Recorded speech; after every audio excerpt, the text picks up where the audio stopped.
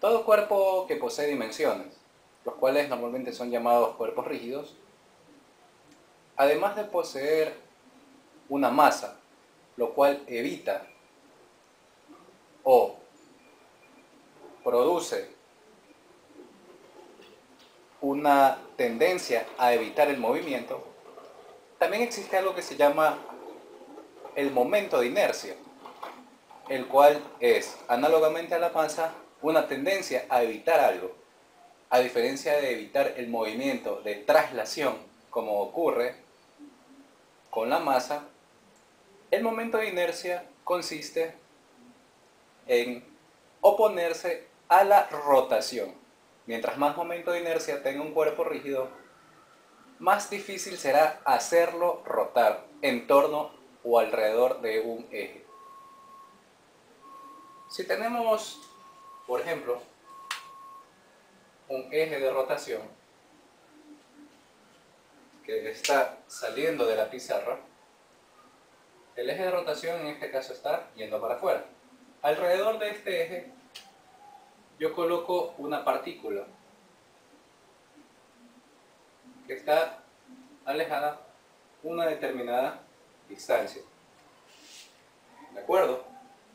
Entonces, con respecto al eje de rotación, esta partícula va a girar. ¿Se dan cuenta?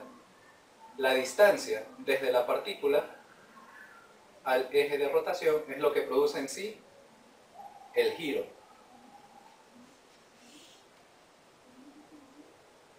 Tenemos que tener en cuenta también que eso, la tendencia a evitar rotar alrededor de un eje de rotación, alejado una distancia d hacia la partícula, es lo que se denomina como el momento de inercia.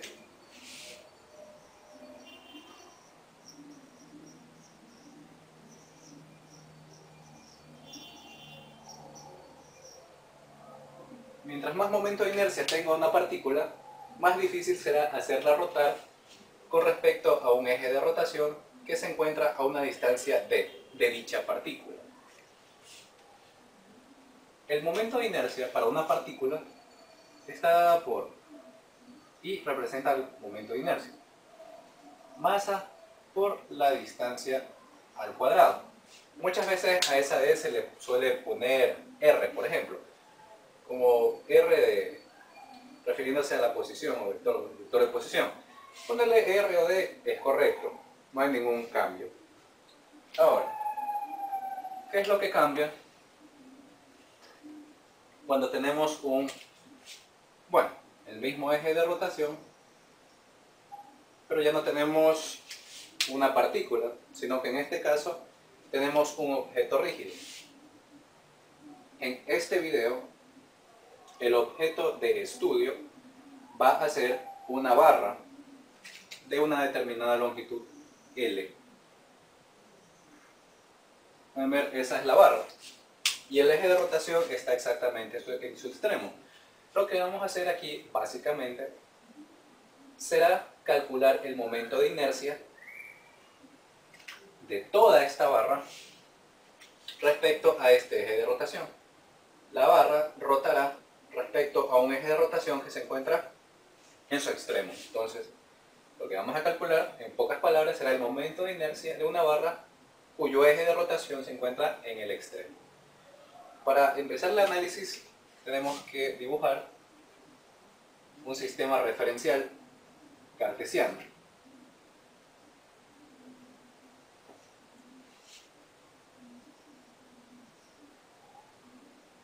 acuerdo?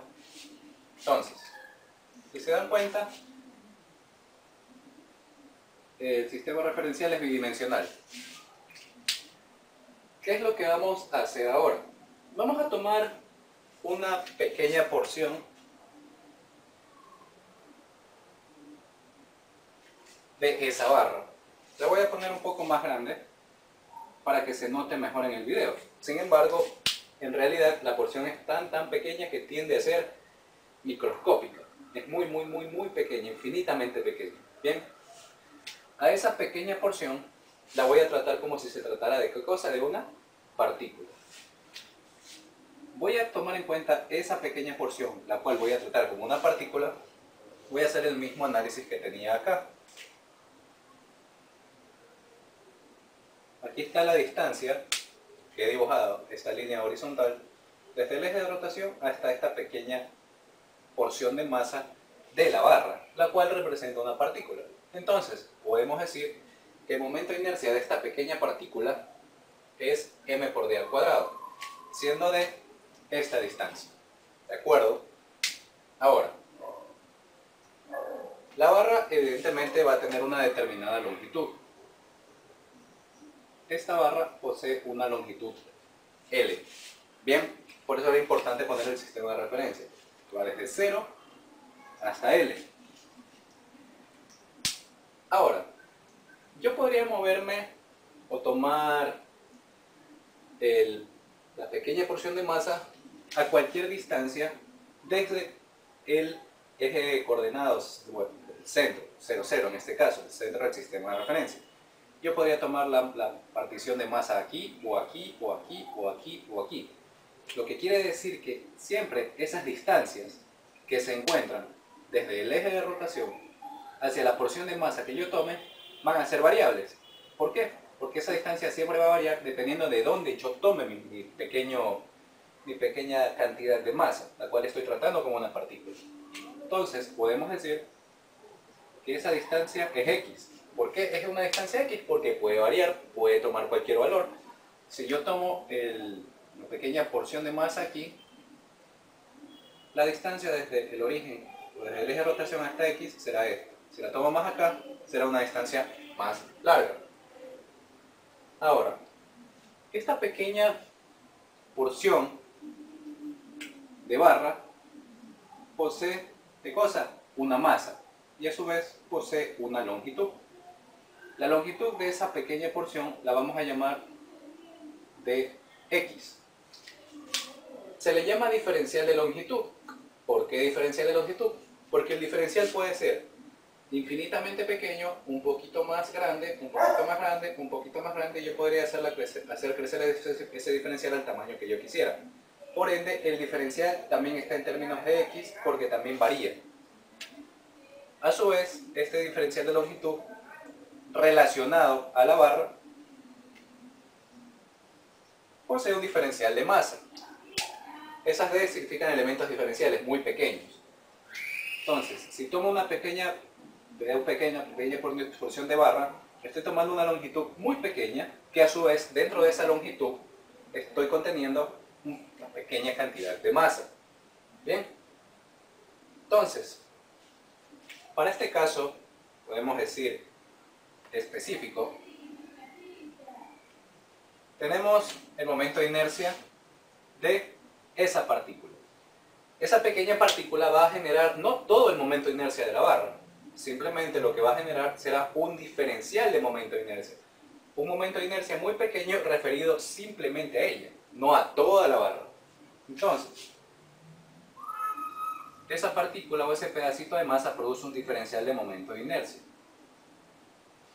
el cual está dado ¿por qué cosa? ¿Por qué cosa estaría dado? Sencillo, ¿verdad? Estaría dado por la masa. Simplemente la masa ¿de quién? La masa de esta partícula, porque yo estoy analizando simplemente a esa partícula. Entonces, no tomo solo la masa de esa partícula, la cual es el diferencial de masa. Ahora, ¿cuál es la distancia desde el eje de rotación hacia esa partícula o hacia esa pequeña porción de masa? Es x, ¿verdad? Donde x es variable. Recordemos por la fórmula que el momento de inercia era la masa por la distancia al cuadrado hacia el eje de rotación. Pero en este caso tenemos el diferencial de momento de inercia, el diferencial de masa y la distancia de x al cuadrado, que es variable. Reacomodando un poco las expresiones, tenemos x al cuadrado por diferencial de m. Como yo lo que quiero hacer es sumar todas las infinitas contribuciones de diferenciales de masa que conforman esta barra, lo que tendría que hacer sería aplicar una suma infinita. lo que en cálculo se conoce como integración. Sin embargo, para poder aplicar una integración, debo buscar un modo en el cual tanto el diferencial como la variable relacionada sean exactamente eso, sean variables que posean relación, o sean expresiones que tengan una relación. Una está en términos de longitud, mientras que la otra está en términos de masa. No puedo integrar expresiones que tengan diferentes magnitudes físicas. Por ejemplo, longitud no se relaciona con masa, con peso, ni con peso, bueno. Entonces hay que buscar una relación a través de la cual pueda dejar el diferencial de masa en términos de un diferencial de longitud o de un dx. Existen tres tipos de densidades. ¿Qué es la densidad?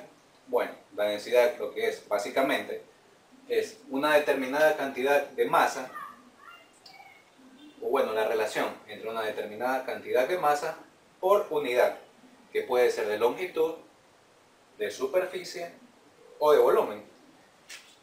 Las principales densidades que hay son la densidad lineal, la cual me relaciona por esa expresión, que quiere decir por cada unidad de longitud tendré una determinada cantidad de masa. La siguiente densidad es la densidad superficial, la cual tiene esta expresión y me dice que por una determinada cantidad de superficie, dentro de aquella superficie voy a tener una determinada cantidad de masa. Mientras que la última densidad, que es la más conocida por ustedes, me imagino ya que se utiliza bastante por ejemplo, en química, en estequiometría, es la densidad volumétrica, que se representa con la letra ρ, la cual tiene esta expresión m sobre b. Me quiere decir, ¿qué cosa? Que por cada unidad de volumen, dentro de ese volumen voy a tener una determinada cantidad de masa. La densidad lineal se representa por la letra lambda, la densidad superficial por la letra sigma y la densidad volumétrica por la letra ρ. En este caso, cuando se trabaja con barras, se desprecia la altura de la barra. Entonces, la altura, lo que sería la dimensión en y, se desprecia. Es como si la barra simplemente tuviera una longitud. Siempre que se analizan barras, se utiliza ese tipo de, bueno, esa convención. Entonces, si está en una dimensión, no voy a poder utilizar densidad superficial, ni tampoco podré utilizar densidad volumétrica, ya que no hay ni área ni volumen. Entonces, lo único que me queda es utilizar la famosa densidad lineal de carga, la famosa densidad lineal de masa. Bien, entonces, vamos a ver qué podemos hacer. Recordemos que una densidad, normalmente en los problemas físicos, en cursos más que nada de física 1, son, bueno, se los trabaja como parámetros constantes. En cursos como física 3, donde se estudia la electricidad y el magnetismo, se suelen encontrar en los libros problemas donde las densidades son variables, pero en este caso no. En este caso vamos a trabajar con densidades constantes. Entonces, la densidad lineal de masa será constante. Estas ya no las vamos a usar. Recordemos que como la densidad es constante, si yo tomo cualquier pedazo de barra que tenga cualquier longitud, proporcionalmente tendré una determinada cantidad de masa, lo cual provocará que de esa relación me dé una determinada densidad lineal de masa. Si yo entonces ya no tomo un pedazo así, sino que tomo un pedazo un poco más grande, la longitud aumentará, pero la cantidad de masa que se encuentra en esa longitud también va a aumentar proporcionalmente, lo que provocará que al tener un aumento y un aumento, la densidad se mantenga idéntica, ya no varíe. Y si tomo una longitud infinitamente pequeña, estoy encerrando en esa longitud una cantidad infinitamente pequeña de masa. Por ende, la densidad de masa lineal, la densidad lineal de masa se va a mantener igualmente constante. Por ende, yo puedo decir también, en este caso, la densidad lineal de masa será constante, así yo tome elemento infinitamente pequeño de longitud, el cual encierra un elemento infinito o una cantidad infinitamente pequeña de masa. Y recordemos que el dx varía porque el diferencial de longitud puede variar dependiendo del tamaño que yo le quisiera dar. ¿De acuerdo? De esa expresión podemos despejar el diferencial de masa y tendríamos a lambda que multiplica de x. Y eso lo podríamos sustituir aquí. Diferencial de momento de inercia es igual a x al cuadrado. Diferencial de masa se convierte en lambda por dx. Como pueden observar, a partir de susodicha expresión he logrado transformar la magnitud física masa a la magnitud física longitud. ¿De acuerdo? En ese caso ya podría aplicar la integración. Entonces, lo que tenemos que hacer es aplicar las sumas de Riemann, conocidas como las integrales definidas, y sumar todas esas infinitas contribuciones diferenciales de longitud. Entonces, vamos a aplicar la integración a ambos lados. La integral de un diferencial de momento de inercia será el momento de inercia. Y esto será igual a esta lambda, por ser una constante, queda fuera de la integración. Puedo extraerla por propiedades de linealidad de la integral definida. Y me quedaría integrar simplemente x al cuadrado con su respectivo diferencial. Recordemos que se trata de una integración definida. Entonces necesito evaluar entre un extremo inicial y un extremo final. ¿Cuáles van a ser esos extremos? Muy básicamente lo que tenemos que ver es cuáles son las dimensiones de esa barra, las cuales son constantes. La barra siempre va a mantener su longitud. Por eso es importante poner un sistema referencial. Entonces voy a empezar a integrar desde 0 hasta L, la cual es la máxima longitud que esa barra puede tener. ¿De acuerdo? Entonces, ese sería el análisis que habríamos o que deberíamos efectuar. Ahora, vamos a borrar esa expresión que ya no nos va a servir por ahora y procedamos a integrar. El momento de inercia total de todita la barra, el cual hemos logrado calcular o calcularemos a través de la integración, es igual a lambda, que es una constante, por la integral de x al cuadrado con su diferencial de dx. Es una integración directa, la cual es x al cubo sobre 3. Y por el segundo teorema fundamental del cálculo, tendré que evaluar esa antiderivada entre 0 y L. ¿De acuerdo? Entonces, vamos a ir por acá. Vamos a ir por acá. El momento de inercia es igual a lambda por x al cubo sobre 3, evaluada entre los dos límites de integración. X es sustituida por L para el primer límite, el límite superior, y a esto se le resta la expresión evaluada en 0. Entonces, en vez de x, pongo 0 al cubo sobre 3. Pero 0 al cubo es 0. 0 entre 3 también es 0. Por ende, esto lo podemos eliminar ya que nos daría un resultado 0 mismo. El momento de inercia será igual a lambda por L al cubo sobre 3. Nosotros sabemos, porque lo dije al inicio, ¿qué cosa?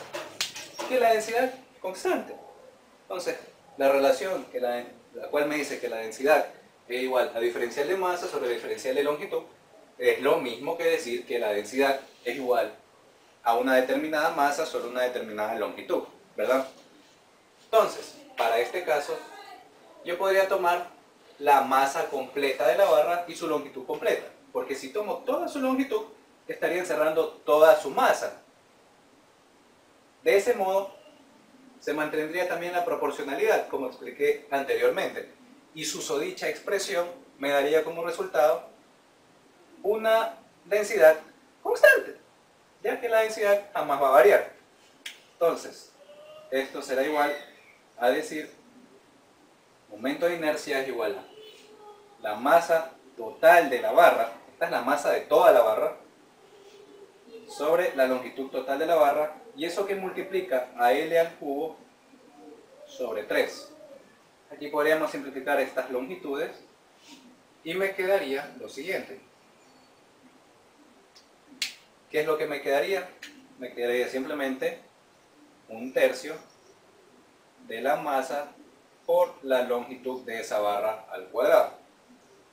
Y si ustedes van a cualquier libro de física, más que nada de física 1, curso de mecánica, podrán constatar que el momento de inercia de una barra que rota respecto a un eje de rotación que se encuentra en su extremo es igual a 1/3 de la masa completa de la barra por la longitud completa de esa barra elevada al cuadrado.